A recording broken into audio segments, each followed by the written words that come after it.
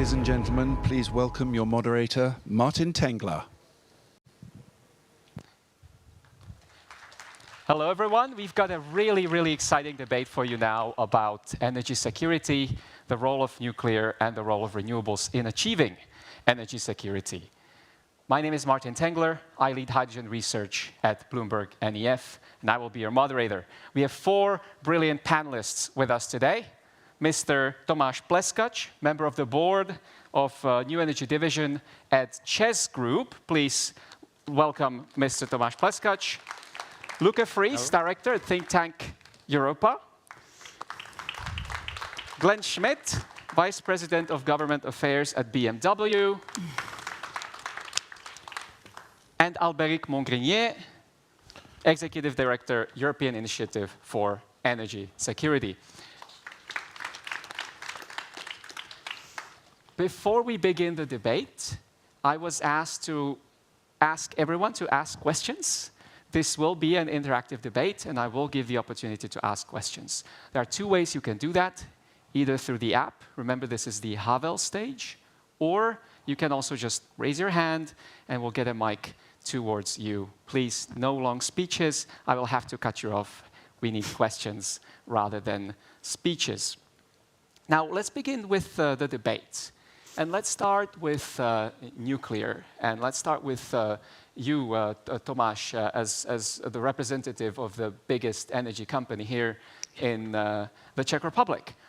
So in its quest to decarbonize and to achieve energy security, the Czech government, together with ČEZ, have decided to build 4 new nuclear reactors here in the Czech Republic. Can you explain why that has been the decision, particularly as it relates to energy security and as it relates to competition with renewables? Okay. Good afternoon to everybody. This is short but very broad question. You know that we are the only Czech operator of nuclear sources, nuclear units. And when we started to think about new units, which started in the first decade of the century, at that time we expected that the first 4 units in Dukovany will be decommissioned after 50 years of lifetime of these 4 units. Then it changed a little bit, but the first tender for new units has been cancelled in 2014, and we almost immediately started to work on a new project, and because of a little bit higher expectation regarding lifetime of units in Dukovany, we started to think about this site. And the main conclusion from the first unit, which was cancelled, was that without state support and state aid, it's not possible to build no nuclear unit in the Czech Republic. So the reason of that, or as a reason or result of that, is that we concluded with the Czech state on the so-called first implementation agreement.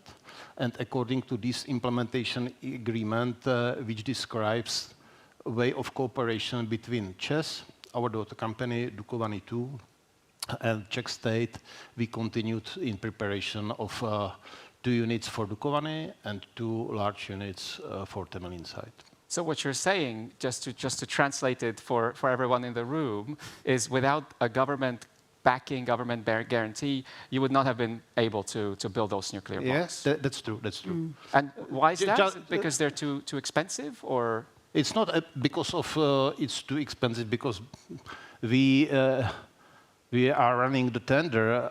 I am pretty convinced that we achieved the best achievable conditions for buying of new nuclear units.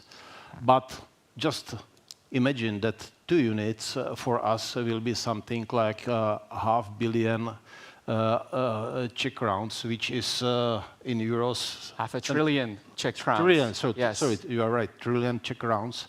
So it's in euros 20 billion of euros, and the only way, if you would add these additional loans to our balance sheet, we would go pretty fast to bankruptcy. So that's the way. That's the reason why we need a kind of state support.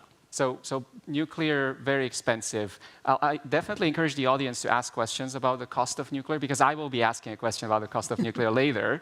Now, let's move on to Lykke. Lykke, you're the former Minister of Climate and Energy for Denmark, and Denmark is one of the countries in Europe that has pretty much decarbonized its electricity system. 90% renewables, 50% of it, of course, is offshore wind. Now, Czech Republic cannot build offshore wind, unfortunately, but there's certainly things we could probably learn from the Danish experience. Now, correct me if I'm wrong, Denmark also has no nuclear. So how did you get to 90% renewables, zero nuclear, pretty much decarbonized by now?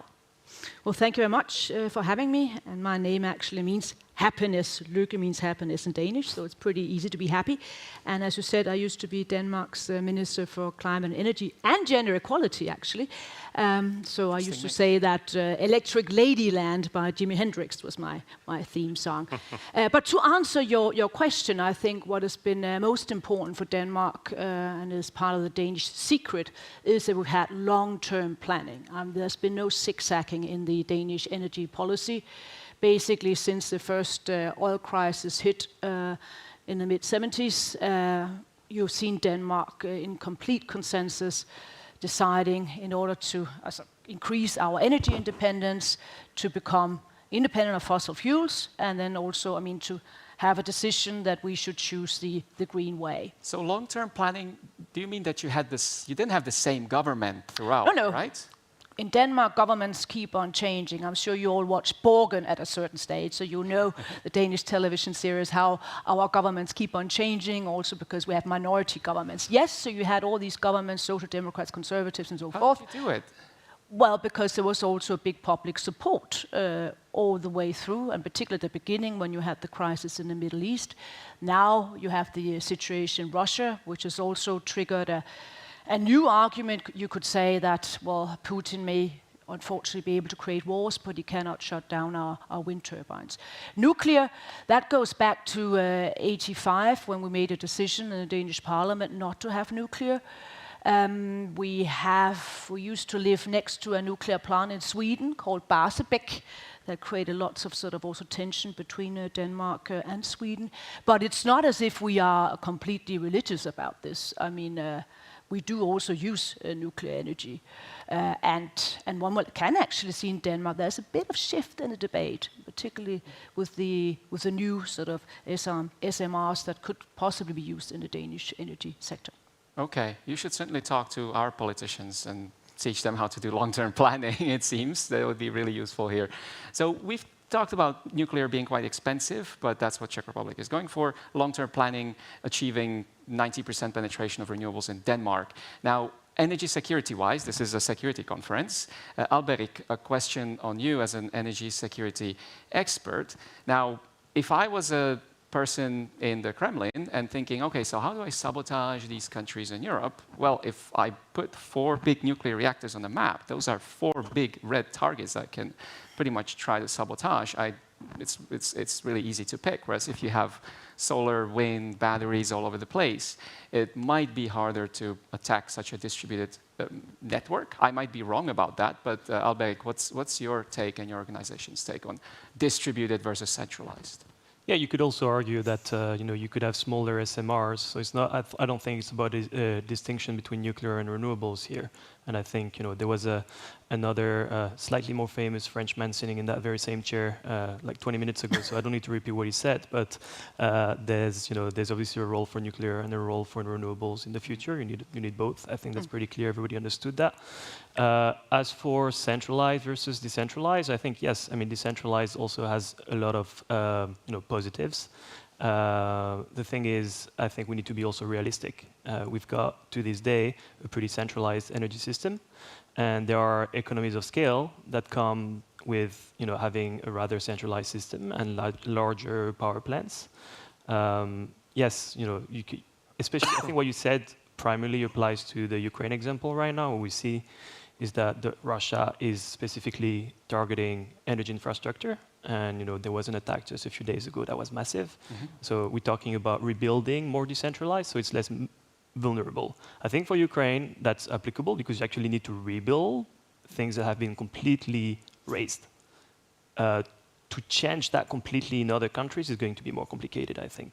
So I think it's going to be a bit more central still in countries such as Czechia or Poland.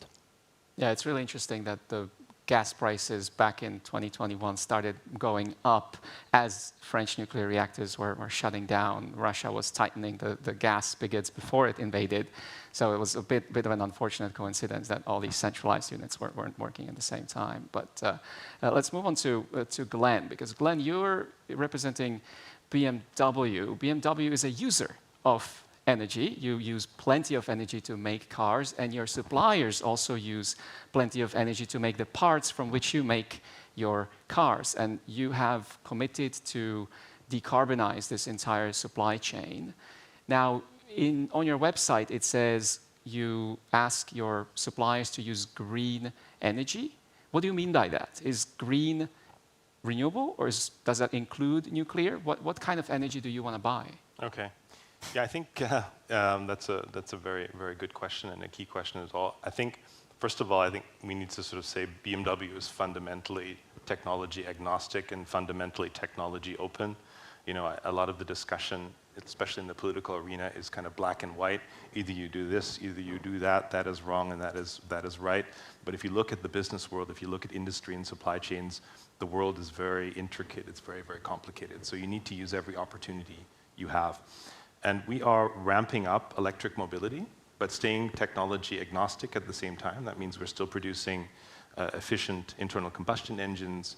We have plug-ins in our portfolio. We are also thinking about hydrogen fuel cell as well. So we're using the entire suite.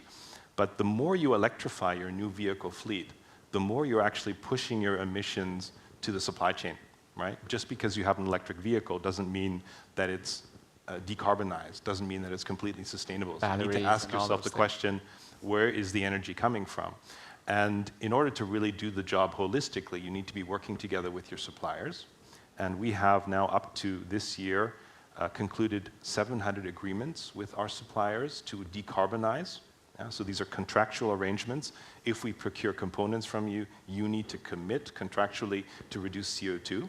And do you care about how they do it? And we want them to do it with renewable energy, which means there's a clear preference for wind and solar energy as well, and not nuclear. However, if a supplier is in a certain market where you have nuclear and you're able to reduce the CO2 in the grid because of nuclear, then of course that's advantageous as well, right? So you're still using that as an opportunity, but when we say renewable, we clearly mean green. Okay, so interesting. Seems like the preference is for renewables, but if you must, so long as it's low carbon, you will still go for nuclear. Is that right? That's right. A clear preference for renewable energy. Okay. That's correct. Let's bring in the audience. I do have a couple questions here. We'll go back to my questions as well, because I certainly want to talk about costs, among other things.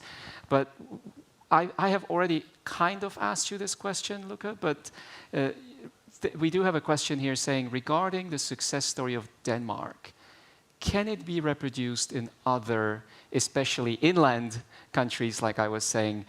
What can we do? How can we do this planning, for example, that you've mentioned, to create a societal consensus? That's another question we've got here. How did Denmark achieve such a consensus? So maybe we can tackle these two at the same time. Yeah, well, I mean, to create a consensus obviously also depends upon your political system. I mean, in Denmark, we have a tradition, of then having very long-term agreements, not just on energy, but also on many other topics, such as defense. And that is something that may inspire you, but you can't just adapt sort of the Danish political thinking to other countries necessarily.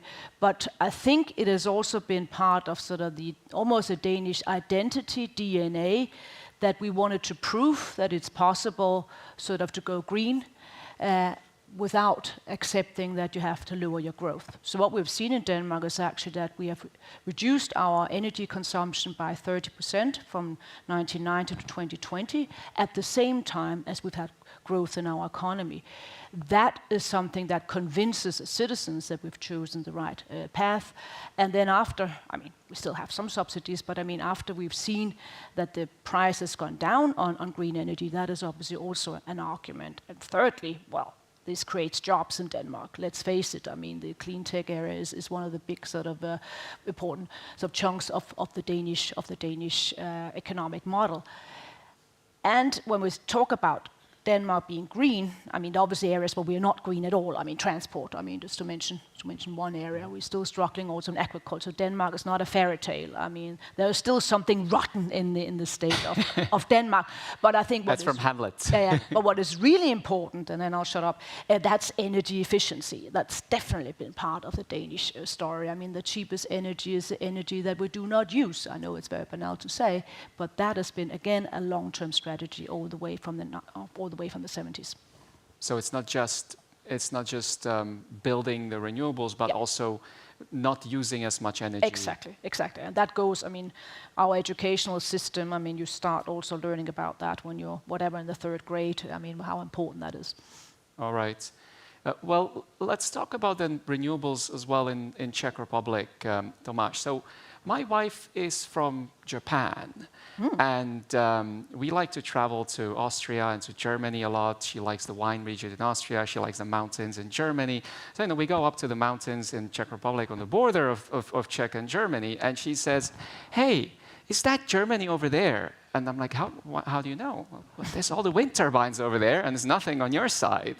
And I'm wondering, Tomáš, what is preventing the Czech Republic from building out as much renewable capacity as what Germany or Austria have? I would say that there are 2 reasons. The first one is public support or state support for this kind of sources. And second problem of development of renewables in the Czech Republic is simple. It's a permitting process which is extremely long and could be prolonged by NGOs, etc., for almost endless process. Sorry, so you said permitting is a problem, and then what was the first? It was public support. Public support. So there's a public consensus in the Czech Republic, which is quite different from Denmark. Is that maybe right? It's a misunderstanding. I mean, state support like subsidies, preparation of conditions, how to build and how to operate renewables in our country. Mm-hmm. And in terms of the cost, what kind of cost analysis has the Czech government and ČEZ done when it decided, so we're going to build these 4 nuclear reactors? You know, I have some numbers here from my company, from Bloomberg NEF, and we looked at the cost of building new renewables in places like France, Germany, Denmark. The levelized cost is about 60 euros per megawatt hour these days for solar, for example, and not so different for wind either. Whereas for nuclear, depending on the country, not many are building them. The costs tend to overrun. We're talking about hundreds of dollars per megawatt hour. So what made us decide to spend this taxpayer money on nuclear as opposed to renewables, which theoretically could be cheaper? Sorry for going harsh on you, by the way. No problem. I think that for a country like we are, is the only way for longer perspective to have some proper energy mix. And if you take into account our natural conditions, if you take into account that we should be decarbonized in pretty short perspective, the only way how to be independent is to build new nuclear units. What regards cost of construction, we are on the beginning, but we are now in stage that we went through tendering process, and what I can say here and now is that we can see that it's possible to build new nuclear units with double-digit future cost of production. which means that the future price of electricity produced in our future new nuclear power plants should be definitely under 100 euros in current prices. The cost of the nuclear Cost, plant. yeah. And correct me if I'm wrong, I don't know of any nuclear plant that's been built recently that did not vastly run over budget, like Hinkley C in the UK and Finland, a couple other examples. Yeah. What's guaranteeing that that's not going to happen here? Look, of course, there is no guarantee that you can avoid all risk connected with such a complex construction like new nuclear units. But we do our best to have the best achievable contract. That was the reason why we choose as preferred bidder Korean company, not company from France or from the USA. And now we are in negotiation process with KHNP, which is the name of Korean company. And we will see what will be the result of this final negotiation. But now we have in our current proposal, which is approved by Koreans during the tender, a lot of guarantees regarding time and regarding future cost of construction of new nuclear power plant. Okay, well, let's hope those guarantees work out. We actually have a question here, third one in on the app.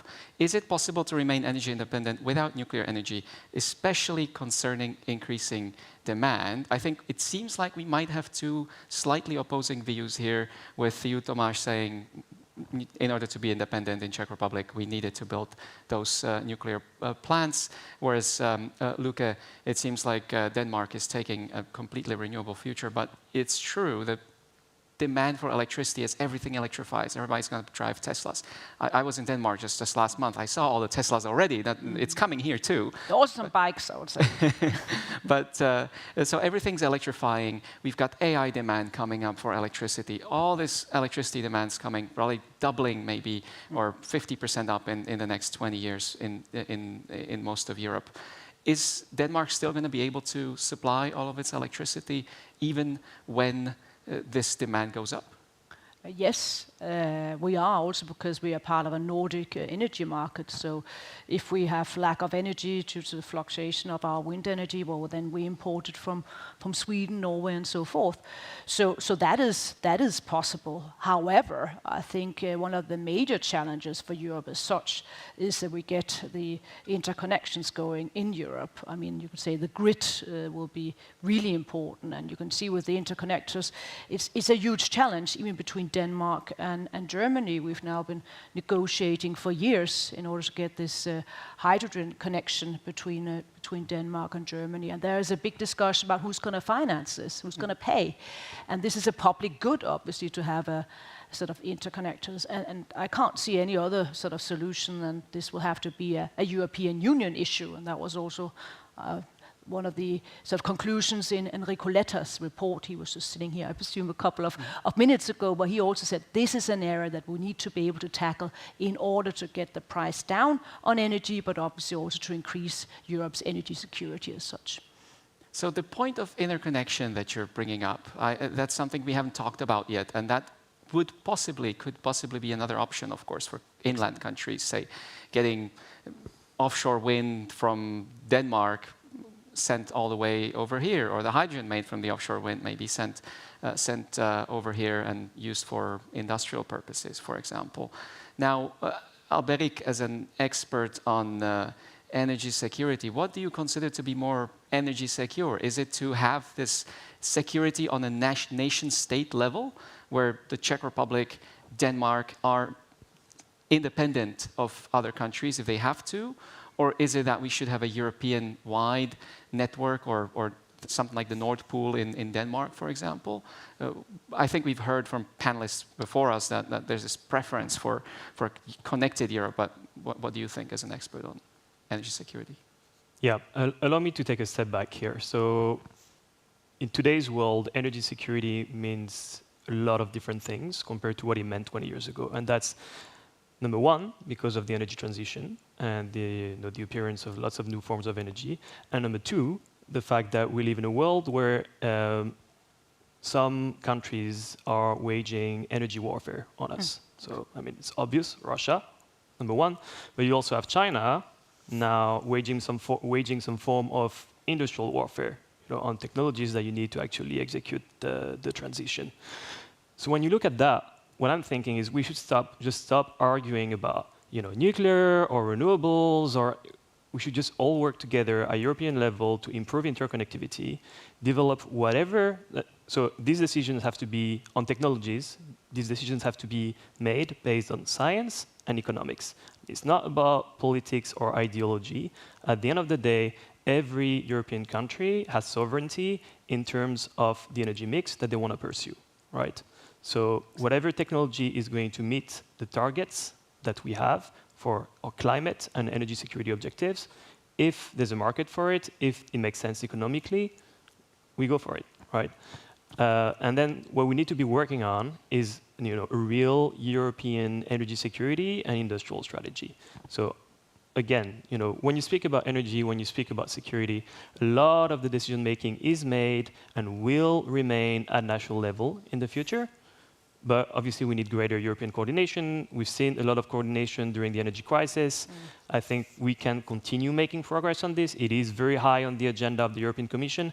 It is also very high on the agenda of many countries, especially here in Central Europe, but also in the Nordics. So I really, from my perspective, these countries really feel the burn when it comes to, Russia's aggression of Ukraine, but also the energy burn. So we need to, pursue solutions that are going to make sense. And I believe that Central and Eastern European countries have a huge role to play in framing also a narrative that gathers popular support for this project at European level. Okay, so interconnections are important. Economics should be the driver of decisions rather than politics, but there needs to be societal consensus as well. Is that kind of the gist of it? Yeah, in short. Let me ask one more question to make sure that Glenn also has an opportunity to speak, and I'll go back to the audience. If any one of you has a question, now is the time to start thinking about it and then raising your hand later. Glenn, a slightly different question, not necessarily related to nuclear or renewables, but it is related to independence and being able to produce things here in Europe versus producing them elsewhere. Now, many countries are imposing tariffs on EVs, on car parts, on chips, on anything you can think of these days. We're kind of going back in time in terms of tariffs. What is your take as a major manufacturer with factories in US, in China, in Europe? What should we be doing? Is it better to keep the manufacturing here, or is it better to still be importing from other places? Right, okay. I'd like to answer that question, and then I'd also like to maybe add a few aspects to what you were talking about earlier. I think we're at a very fundamental crossroads right now in Europe in terms of the future direction, because you were referring to economic warfare, but I mean, we are seeing, I would at least call it hyper-competition. Warfare is a pretty extreme phrase, but we see hyper-competition between three economic regions, right? You have the United States, you have Europe, and then you also have China. Electric cars are in the midst of that, right? And that because of the fact that China has a clear long-term industrial policy, the United States with the Inflation Reduction Act, this is also industrial policy, Absolutely. right? To promote investment, you all of a sudden have protectionism out there again, right? And a lot of the answers that you hear in Europe are actually protectionistic, right? So tariffs, I mean, do we need tariffs? Is this the right way for a modern, progressive Europe to be moving forward? Tariff is an instrument that you had in the medieval ages when Europe was very fragmented. Tariffs is something that you need to be protecting industries. The European automotive industry is a global leader, so we don't need tariffs to be protecting ourselves. And I think fundamentally it comes down to what do you understand under industrial policy? And I think there are some players that see industrial policy as let's be inward-looking, let's build tariffs, let's build walls. From our perspective, from a BMW Group perspective, and I think I can speak for the European automotive industry at large, being competitive is the right answer, right? If you want to have an answer to the Chinese, or if you want to have an answer to the US players, and that's not only automotive, you need to be competitive. And in order to be competitive, the factors for doing business in Europe need to be better, and one of the fundamental points is energy. We need an abundance of energy in Europe. It needs to get decarbonized, and it needs to be cheap. Yeah, thanks for putting that word in my mouth. Yeah, and that's what the Chinese are doing. It's not the case that the Chinese don't have an abundance of renewables. They are working on renewables because they see it's a global competitive advantage to have renewable energies, just like the United States has an abundance of renewable energies as well. And that, coupled with an incentive scheme, attracts investment. So we need a stronger response from a European perspective. And I just wanted to add maybe a perspective to the points that you were making as well, because you made a bit of let's say, a strong statement for sovereignty of European member states. Actually, we have with Brussels and the EU Commission, don't have that anymore, right? You have Brussels making the decisions. If I take the example for the automotive industry, we have a CO2 fleet regulation that applies to 27 member states. So in order to reach our CO2 targets for the fleet, we need to be increasing our share of electric vehicles, which we are doing. But you have the obscure situation that an electric vehicle in Denmark, to take one example, in a Scandinavian state, is clean, right? The electric car is not asking where's the energy coming from. It's clean, but in some Central and Eastern European states, it's dirty, right? So I think we need to have more, let's say, cohesion. We need to have more coordination at that level. And my last example on that as well, in terms of consistency, the European Battery Directive is now proposing that you measure the CO2 footprint of batteries in the future, right?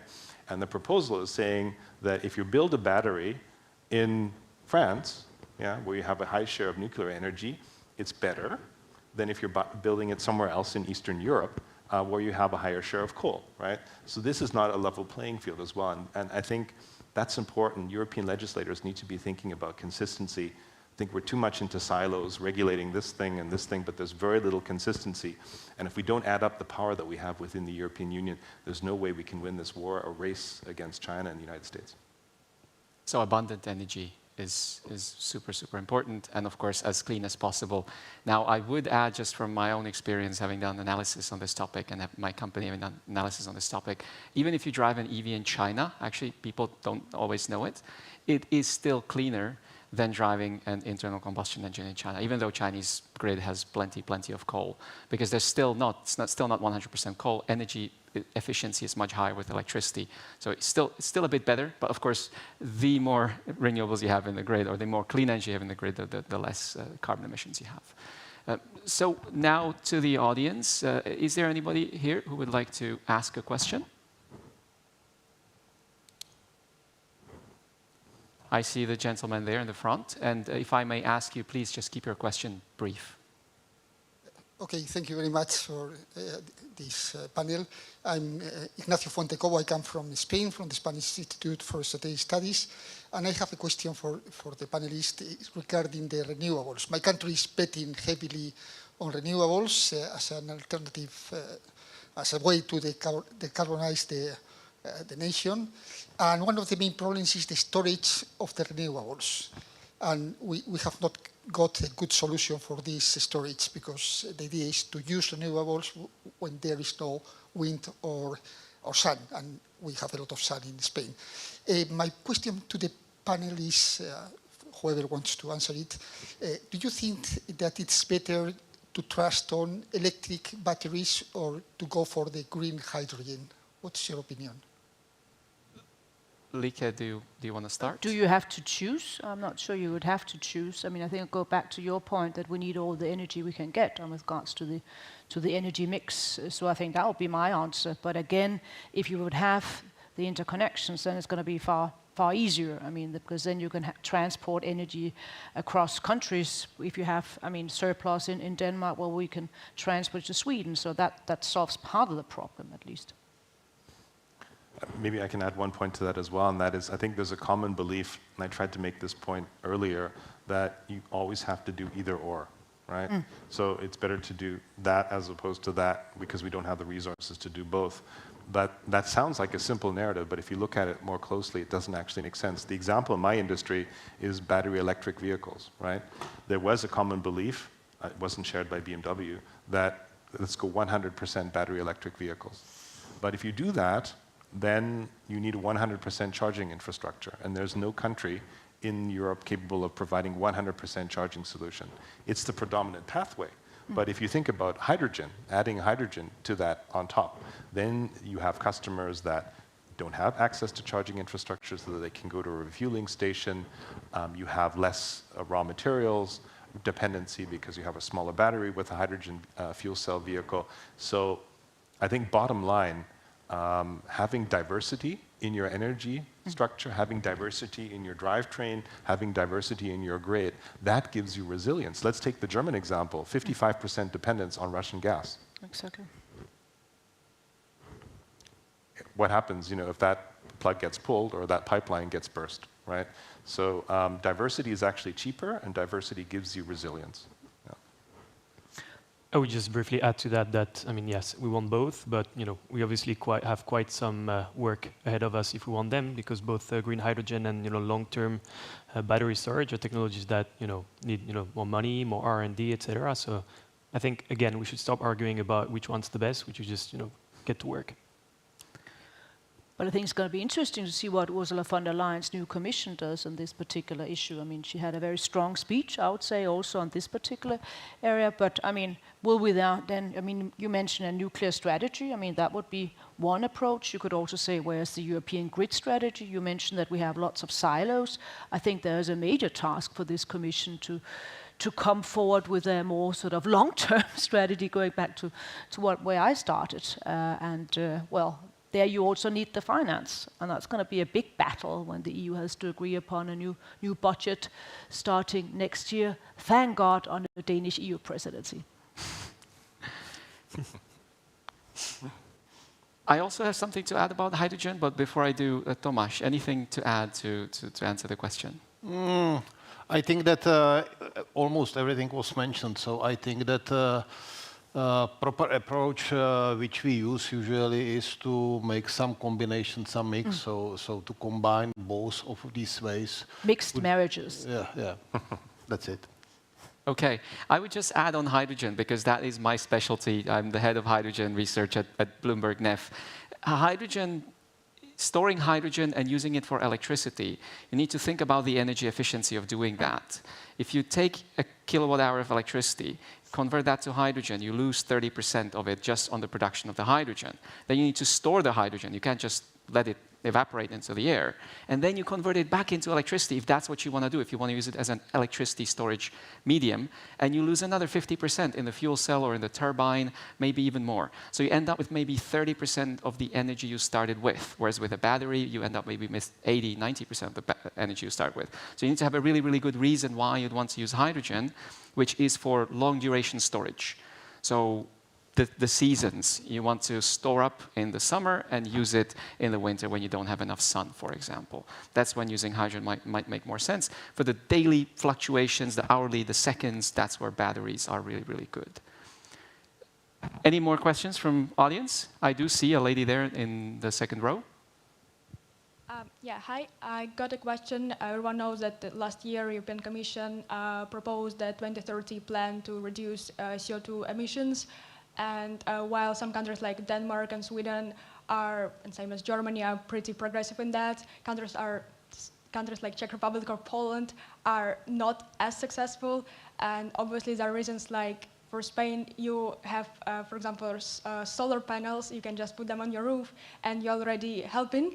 But in Czech Republic or Poland, again, it's not that easy. And my question is pretty practical. How can you motivate just people, citizens of countries, not politicians, to actually help that problem just in such countries as where we are now? So the question is, how can we motivate politicians to want to build? civilians, people. So how can you achieve that societal consensus? That's the question we already had before. How can we get people to want to build more renewables? Look. I mean, the price, I think that definitely is a good way to start. The climate argument, at least in the Nordic region, is still extremely important. I mean, we need to make sure that, well, there is still a planet. We don't have the famous planet B. So these are arguments that are extremely important, for at least for Denmark and the Nordic region. And then, well, I mean, I must admit that obviously where we have challenges, that is that people generally don't like to look at a wind turbine, right?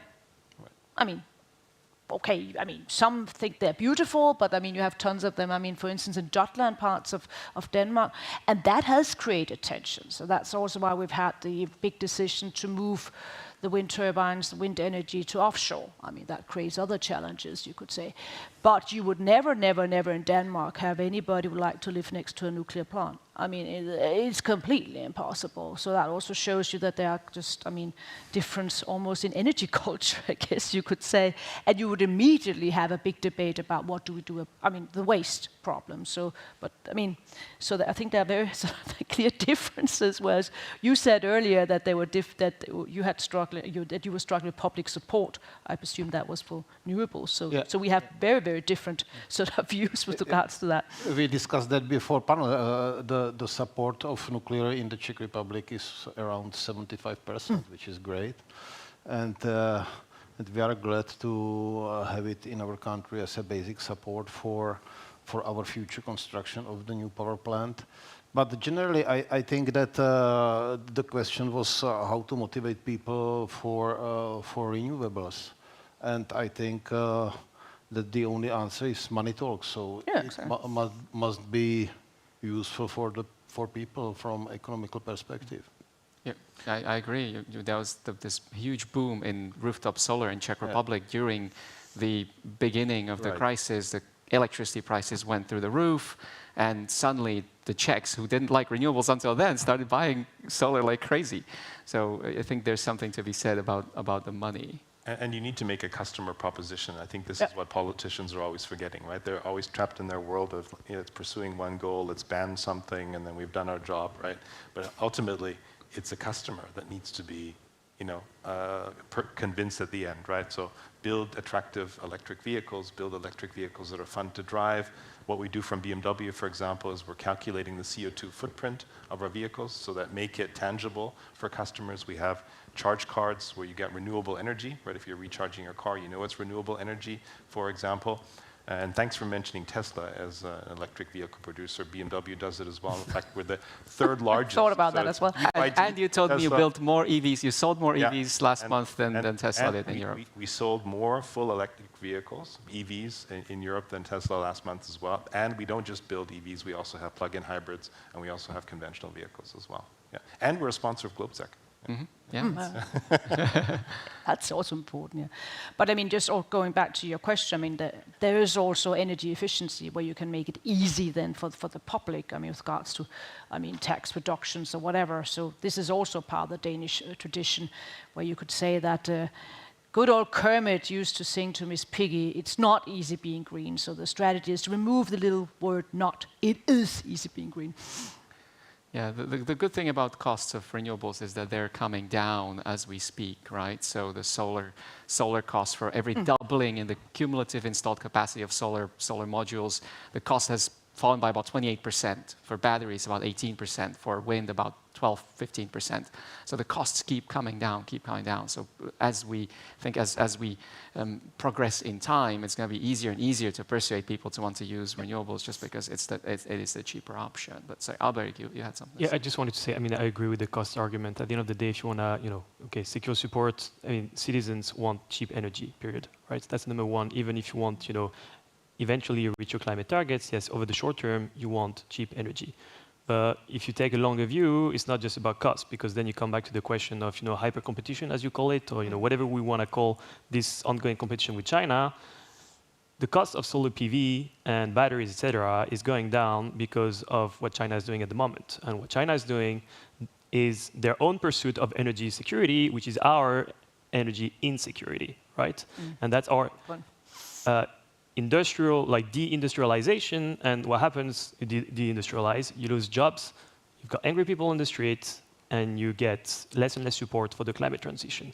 So you need to make sure that you find the right balance, and probably you also need to rewrite the narrative to a large extent, because there are lots of people that sort of like have had it with the climate narrative over the past 5 years. Energy security and climate objectives align in many cases, but there are some people within our populations, and we had elections in France recently, so I speak. But some people are just allergic to this argument, and you just need to sort of like reframe this narrative and explain that this is about independence, this is about sovereignty, this is about cheaper energy and the pursuit of like greater European or national sovereignty.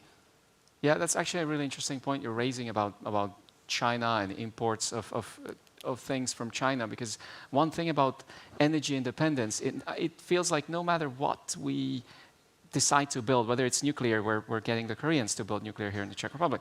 If it's solar, 80% or 90% of all solar modules that are built around the world are made in China. It didn't used to be that way. It used to be 80% Europe, US, Japan back in 2004. Then Germans started their feed-in tariff, and suddenly all the Chinese really scaled up their production. Now the costs are really low. Should we be building those solar manufacturing plants here to prevent China from having some kind of power over us, or should we let China keep building them because they're cheaper? Is that specifically directed to me?